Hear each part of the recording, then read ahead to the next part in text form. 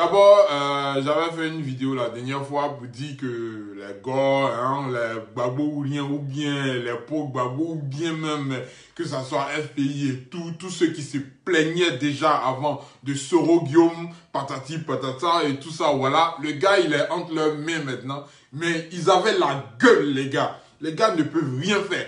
Ils sont là et puis ce sont eux qui sont s'agenouiller devant lui pour dire Guillaume Soro, sauve-nous. Ah! Celui qui vous a niqué pendant plusieurs années. Aujourd'hui, là, vous étiez en train de crier vengeance, vengeance. Aujourd'hui, là, c'est vous qui dites Guillaume Soro, voilà notre derrière, nique-nous encore, juste pour pouvoir, comment dirais-je, chercher à accéder à la magistrature suprême. Sérieux, quoi. Vous êtes prêts à tout. Même pousser vos confrères ou bien vos, comment dirais-je, vos partisans vers la mort, au fait. Donc, vous êtes prêts à tout, au fait. Tranquille. Et des gens qui ne réfléchissent pas, qui se disent « Ah ouais, je m'en vais pour la Côte d'Ivoire. » Mais essayez d'analyser un peu, les gars. Essayez d'analyser un peu. Un Soro Guillaume qui prend des armes contre Gbagbo Laurent et qui se dit que ce pouvoir-là, ce sont des gens qui ne respectent pas au fait les gens du Nord et qu'ils ont commencé à marginaliser les gens du Nord et que l'ivoirité a pris forme, concrètement dit, sous le pouvoir Gbagbo. Et par rapport à ça, vu que les gens du Nord sont marginalisés, lui, il prend les armes.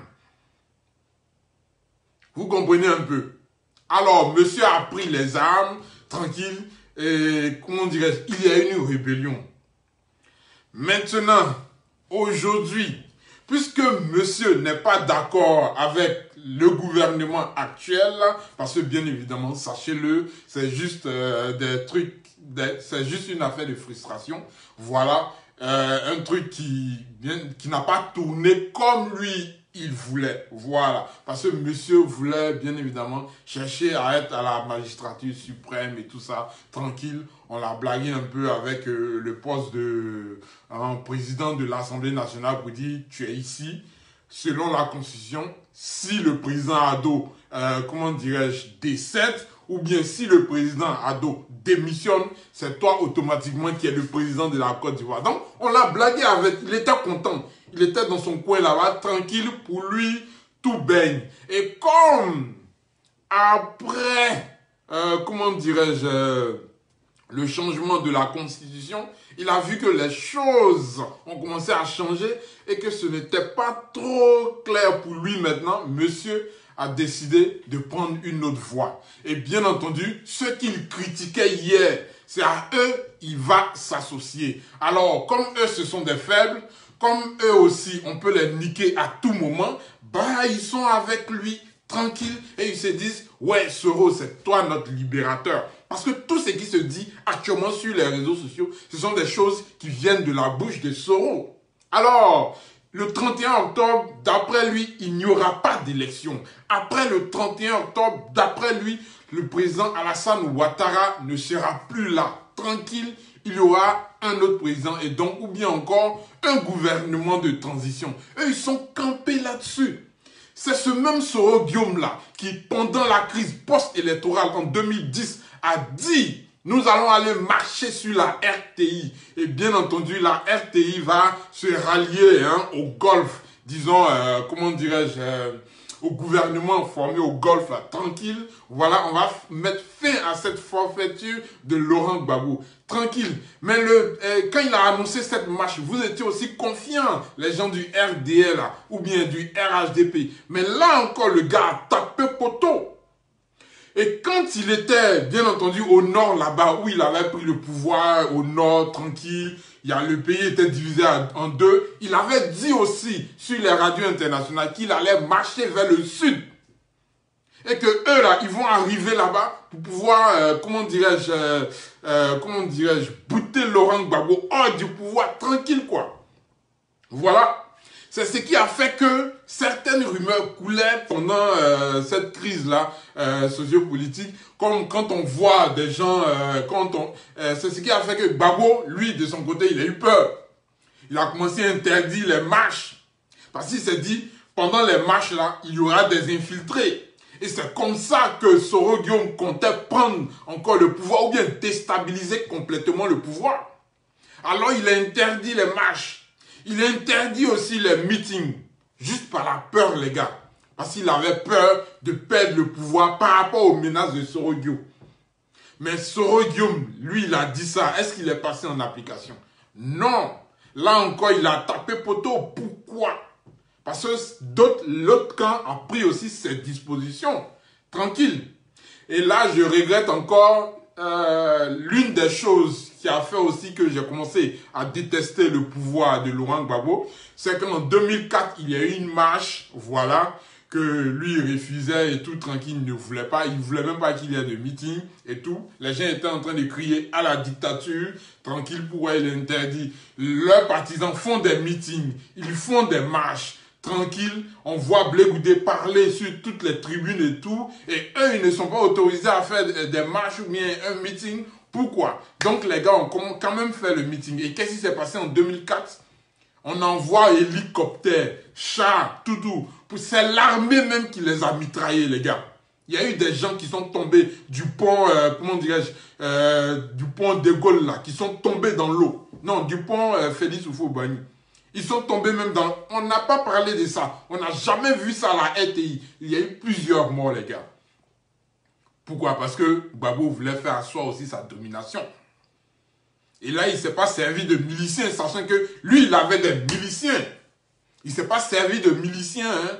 Voilà. Il a déjà l'armée à sa disposition. Il a la police, la gendarmerie à sa disposition. Pourquoi se servir des miliciens pour pouvoir réprimander comment dirais-je, une marche ou bien un meeting? Non! On fait à la légale, tranquille. Voilà. C'est pourquoi j'aimerais attirer votre attention aujourd'hui encore dans cette vidéo sur les tueries des marches et tout ça. Voilà. Voici des gens qui juste ont besoin de morts, de sang, de blessés pour pouvoir brandir à la tribune, comment dirais-je, de l'ONU et tout sur toutes les tribunes des institutions internationales, juste pour dire qu'il y a quelque chose qui se passe en Côte d'Ivoire et que si vous ne faites pas attention, il y aura un charnier. Ils ont juste besoin de votre sang, mon frère. Ils ont juste besoin de ton sang, ma soeur. Tranquille, quoi. Voilà, pour pouvoir agir. Et donc, toi, tu te lèves là, genre, dans les foyers, mon chien, tu vas aller donner ta poitrine. C'est pas pour rien si Afin N'Guessan dit après que non, ce sont des sacrifices. Et on a besoin de sacrifices pour, bien entendu, comment dirais-je, donner assez de crédibilité. Non seulement à notre lutte, et aucune lutte ne se fait sans sacrifice. Donc ça, ce sont des sacrifiés.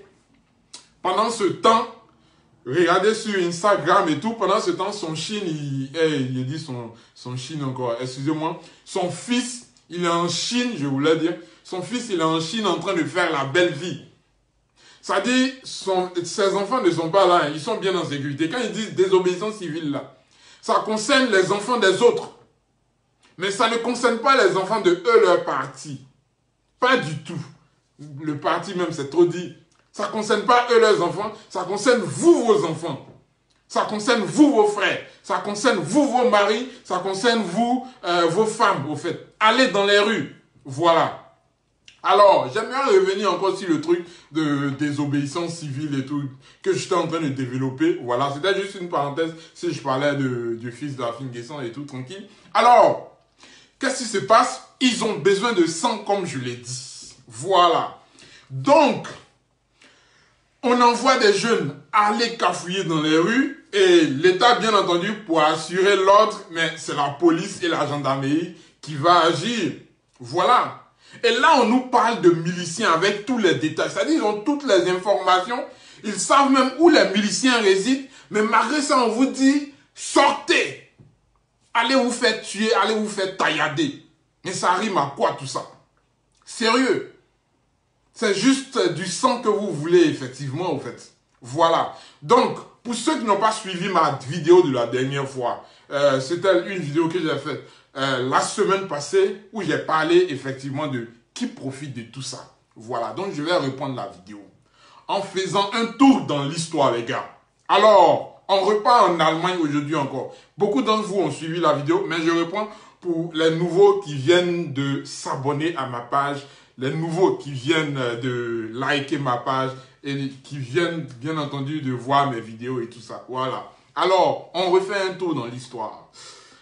quand Hitler a pris le pouvoir, il y avait des opposants qui continuaient de râler, de parler et tout ça, machin, qui protestaient.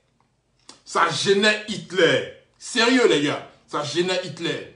Et vous savez ce qui s'est passé? Il y a eu une histoire ici en Allemagne, pour ceux qui m'écrivent une box pour savoir tout le temps où je suis. Je suis en Allemagne, les gars. Donc, vos questions, sérieux, les gars. Alors, on continue.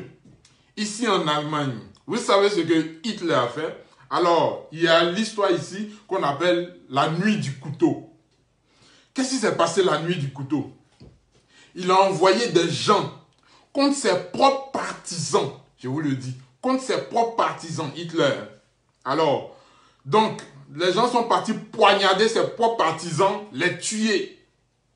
La même nuit là, il a déclaré en même temps que non, ça ce sont des, comment dire, ce sont les opposants qui font ça.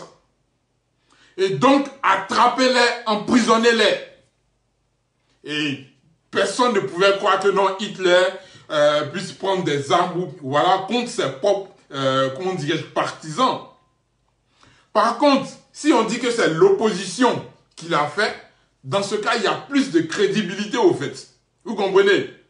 Du coup, la même nuit, avant même le lever du jour, ils ont arrêté tous les opposants, on les a emprisonnés et même tués, maltraités, on les a tués en même temps. Eux tous, il a ordonné leur mort.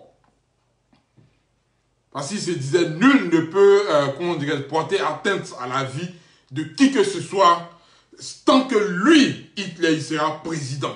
Voilà. Donc, c'est une leçon qu'il a donnée. Hitler a tué tous ses opposants. Une stratégie pour mettre fin à la vie de tous ses opposants. Et il l'a fait. Tranquille. Et du coup, monsieur avait, comment dirais-je, avait toute la liberté de faire ce qu'il voulait et comme il voulait sur toute l'Allemagne. Il n'y a pas d'opposant. Il est devenu dans ce cas le Führer, c'est-à-dire le guide. Vous comprenez un peu? Alors, j'ai l'impression que c'est... Pourquoi j'ai l'impression au fait que c'est le même scénario qui se passe en Côte d'Ivoire?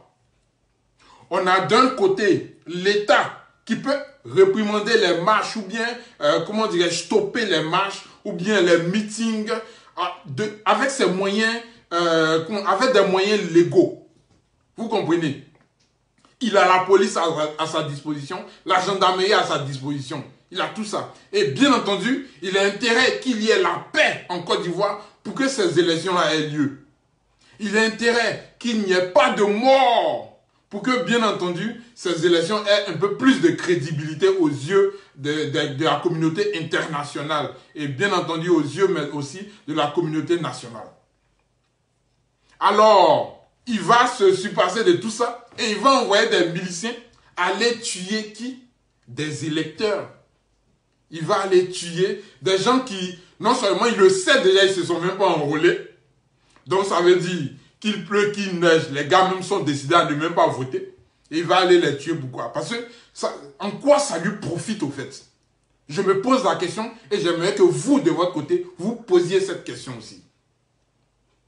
Alors, si des électeurs, comment dirais-je, pro-opposants, si des électeurs opposés, voilà, ou bien, comme ils ne se sont pas enrôlés, on ne va pas parler d'électeurs, mais si les partisans de l'opposition sont tués, bah, c'est clair que certains vont essayer de lui, comment dirais-je, envoyer la faute. C'est pourquoi, quand vous observez les meetings de Afin Guessan, ou bien, pardon, ces conférences, il dit toujours, il y a eu un mort, mettez au compte du président Alassane Ouattara. Il y a eu un blessé, mettez au compte du président Alassane Ouattara. Et c'est très important que la communauté internationale note ça. Pourquoi il n'arrête pas d'interpeller la communauté internationale? Parce que, bien entendu, les gars, depuis le début, les gars suivent tout. Ils savent que ce sont eux qui appellent à la violence. Ils suivent tout. Ils savent que là, d'un autre côté aussi, le président ou bien le gouvernement appelle toujours au calme, au dialogue. Un dialogue que eux, de leur côté, ils refusent. Tant que ce n'est pas, comment dirais-je, suivi par une médiation internationale. Voilà. Donc, les gars refusent tout. Mais ils sont heureux de savoir que non, il y a eu un mort, il y a eu tel mort. Et après ça, ils disent non, ce sont eux qui envoient les miliciens. Alors, posez-vous cette question, les gars. Quand les gens meurent, là, ça profite à qui? Ça profite au pouvoir en place ou bien ça profite à l'opposition? Point d'interrogation. Donc, un peu d'éveil de conscience, les gars. Et puis, dormez moins bête quand même. Sérieux? Alors, on va prendre maintenant, on continue avec Soro Guillaume. Il y a des gens qui disent que c'est Soro Guillaume qui envoie la mission. Bon, moi, je ne peux pas attester ça. Mais ce que je sais, c'est que, comment dirais-je, le pouvoir en place n'a pas intérêt qu'il y ait des morts ou bien des blessés pendant cette période préélectorale-là. Ils n'ont pas intérêt. Sérieux, les gars. Voilà. Donc, qui tue exactement? Posez-vous la question. Alors, donc, on a un Soro Guillaume qui est campé sur sa position, qui dit non, il n'y aura pas d'élection. Et on a maintenant des comment dirais-je, des pro-Gbagbo et aussi les autres opposants là, qui sont aussi derrière lui, en train de dire oui, c'est ça, ce sont les mêmes paroles que eux, ils sont en train de véhiculer sur les réseaux sociaux. Il n'y aura pas d'élection, il n'y aura pas d'élection et tout. Donc, ça me fait penser à un certain, c'est un peu comme si c'était leur nouveau Dieu maintenant, leur nouveau, je ne sais pas, guide et tout ça. Donc, quand Soro Guillaume a parlé, c'est ce qui va se passer. Non, les gars. Non, je vous ai toujours dit. J'ai dit le pouvoir de Laurent Gbagbo était un pouvoir très faible, c'est tout. Voilà. Il y a eu trop de laisser-aller dans ce pouvoir-là. Et c'est la raison pour laquelle la rébellion lui est montée sur la tête, au fait. Vous comprenez un peu? Mais ce n'est pas le cas, cette fois-ci. Alors, parlons un peu de souveraineté. Eux, ils sont en train de mettre la pression sur la communauté internationale pour qu'eux, ils interviennent dans notre pays. Au temps de Gbagbo, on parlait de souveraineté sans réellement mettre tout ça en application. Parce qu'ils disent souveraineté, mais ils ont appelé l'ONU, ils ont appelé toutes les institutions internationales pour venir se mêler de nos affaires. Et bien entendu, quand ils foutent leur nez dedans, ils donnent aussi des moyens financiers et tout pour pouvoir, comment dirais-je, gérer notre crise et tout. Bien entendu, ils restent là jusqu'au bout pour savoir si leur argent est bien utilisé et tout ça. Il y a tout ça, les gars. Alors, qu'est-ce qui se passe? Comment dirais-je, en Côte d'Ivoire, on était dans une situation exceptionnelle après, disons, pendant cette rébellion-là et tout. Voilà. Mais maintenant, les gars, on a un gouvernement qui met en application ou bien qui essaie de s'assurer que la souveraineté de l'État est très bien respectée. Le groupe de Soro Guillaume a tenté de passer par la Cour africaine des droits de l'homme pour pouvoir, selon lui, faire respecter ses droits. Mais les gars, réfléchissez un peu. Si le gouvernement actuel autorise ou bien permet que n'importe quelle institution internationale vienne appliquer ce qu'elle pense juste dans notre pays et que lui, il se met à exécution, vous pensez qu'un autre citoyen va respecter ce gouvernement-là? Vous pensez que, comment dirais-je, une autre institution internationale va respecter la Côte d'Ivoire? Si on permet que n'importe qui vienne ici et dise non, bon, vous n'avez pas le droit d'écarter Soro Guillaume, mettez-le, comment dirais-je, dans la course à la présidentielle et tout ça, tranquille. Et eux aussi, ils vont s'empresser de le mettre dans la liste. Non, c'est pas comme ça se passe. Automatiquement, démission directe. Voilà. Tranquille quoi, ça dit, on s'est retiré de cette cour africaine des droits de l'homme là, pour leur montrer que, comment dire, ils n'ont pas le droit d'agir comme ça dans notre pays, parce que nous sommes un pays souverain. La souveraineté de l'État, c'est ce que, comment dirais-je, c'est ce que doit normalement brandir chaque État pour se faire respecter aussi. Vous comprenez?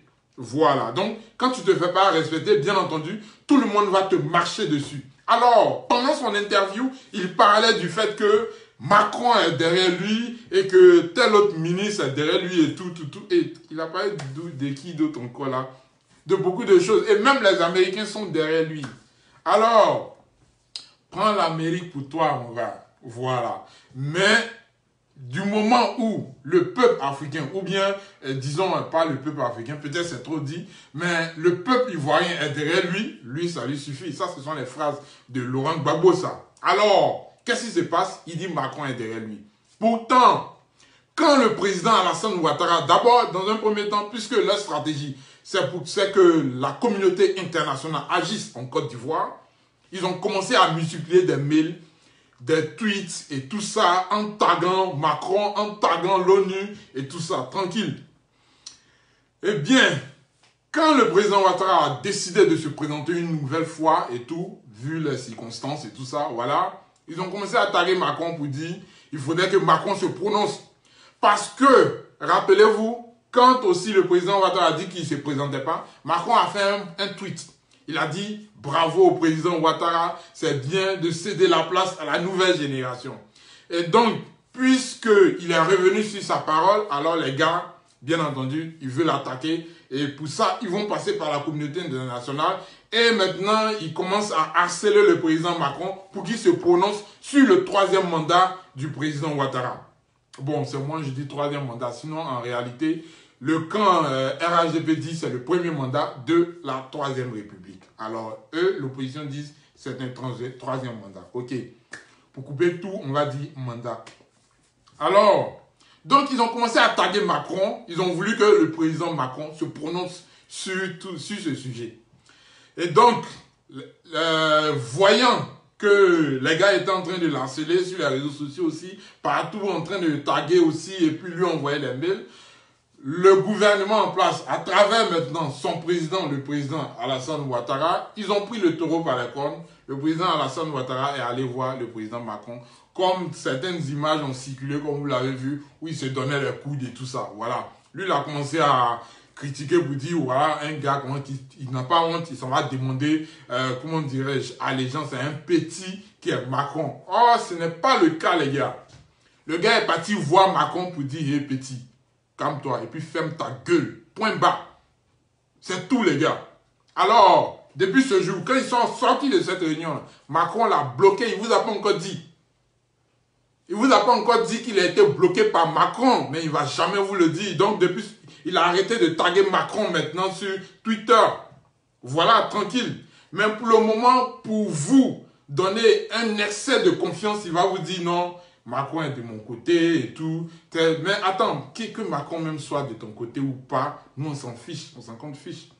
L'essentiel est que les Ivoiriens soient de vous, votre côté. Si les Ivoiriens sont de votre côté, on peut comprendre. Mais Macron, après ça, c'est vous encore qui allez venir dire non, la Côte d'Ivoire, comment dirais-je, elle est souveraine, la Côte d'Ivoire n'est plus une préfecture de la France et tout. Ce sont les mêmes là qui reviennent avec ces mêmes discours, au fait.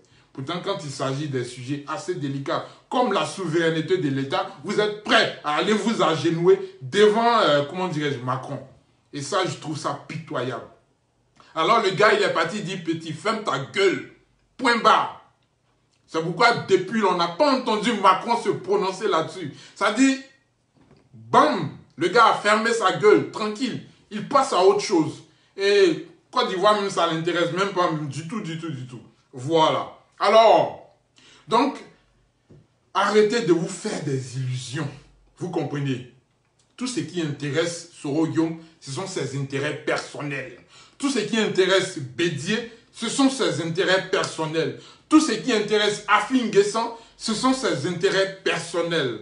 C'est pourquoi moi, à travers mes vidéos, je vous demande toujours de réfléchir avant d'aller donner votre poitrine dans les rues là-bas pour des gens qui, à travers une autre milice organisée, envoient d'autres personnes pour vous tuer, pour vous assassiner, juste pour avoir le sang afin de présenter certaines preuves à la communauté internationale.